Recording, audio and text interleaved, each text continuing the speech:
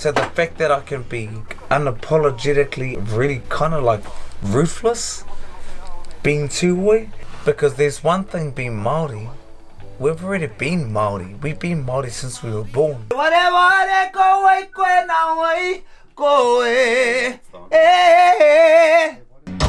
Mahuta mai ra e tue, ora ia me te tue.